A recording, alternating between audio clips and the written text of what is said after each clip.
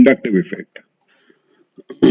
The inductive effect को अगर हम यहाँ पे समझें पहले, तो इंडक्टिव इफेक्ट आई इफेक्ट के नाम से भी जाना जाता है, जिसमें डिस्प्लेसमेंट होता है सिग्मा इलेक्ट्रॉन्स का, यानी कि सिग्मा बॉन्ड। कोवेलेंट बॉन्ड दो तरीके के होते हैं, एक सिग्मा और एक पाई।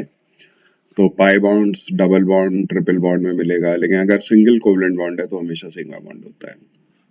तो यहाँ पे इंडक्टिव इफेक्ट में यहाँ पे हम देखते हैं कि नॉन पोलर कोवेलेंट बॉन्ड जहाँ शेयर्ड पेयर बिल्कुल सेंटर में रहता है दो एटम्स के, यहाँ थोड़ा सा डिस्प्लेस भी होता है बट पोलैरिटी नहीं आती क्योंकि इलेक्ट्रोनेगेटिव डिफरेंस बहुत कम है।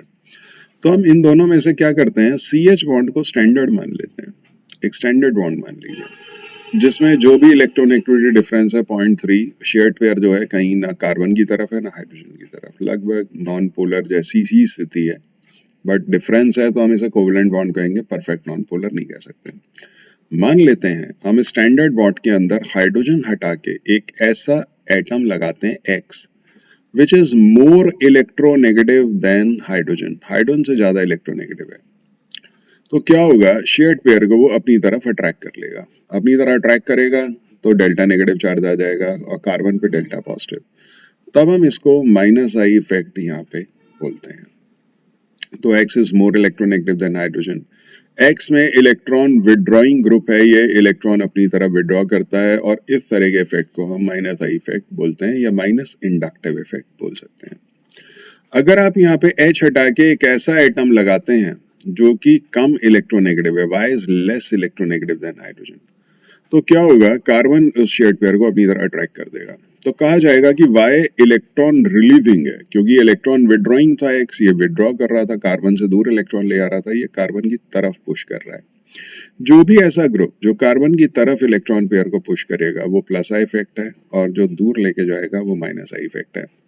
और इसीलिए वाई एटम को या ऐसे ग्रुप्स को आप इलेक्ट्रॉन रिलीजिंग एटम या ग्रुप्स कह सकते हैं, और एक्स जैसे एटम्स को आप इलेक्ट्रॉन विड्रॉइंग एटम्स या ग्रुप्स कह सकते हैं।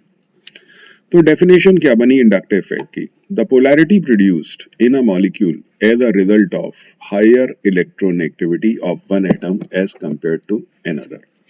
तो इंपॉर्टेंट हमारे लिए क्या है, पोलैरिटी। पोलैरिटी मॉलिक्यूल के अंदर है as a result of higher electronegativity.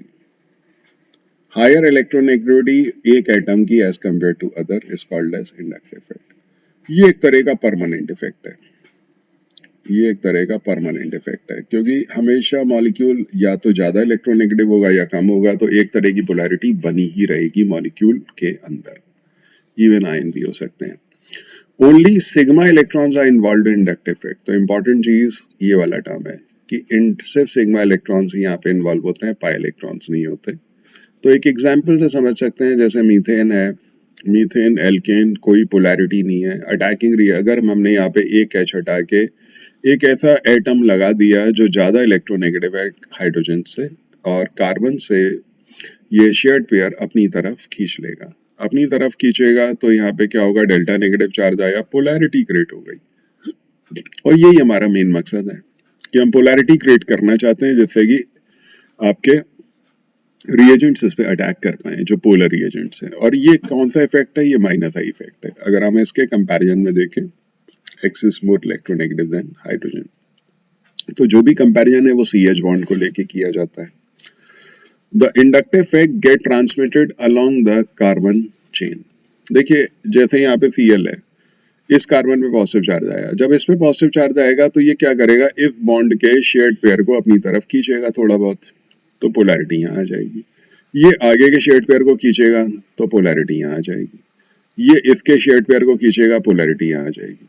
तो देख रहे हैं ये it gets transmitted along the carbon chain, पूरी कार्बन चेन में ट्रांसमिट हो सकता है। इसी वजह से इंडक्टिव इफेक्ट का एक नाम ट्रांसमिशन इफेक्ट भी होता है, ट्रांसमिशन इफेक्ट भी इसको कहते हैं। लेकिन प्रैक्टिकली देखा जाए तो दो कार्बन एटम के बाद ये जो चार्ज है ये प्रैक्टिकली किसी काम का नहीं है। ये सिर्फ पहले कार्बन पे मैक्सिमम, दूसरे तक चले आइए, तीसरे चौथे तक आगे जाने की जरूरत नहीं है।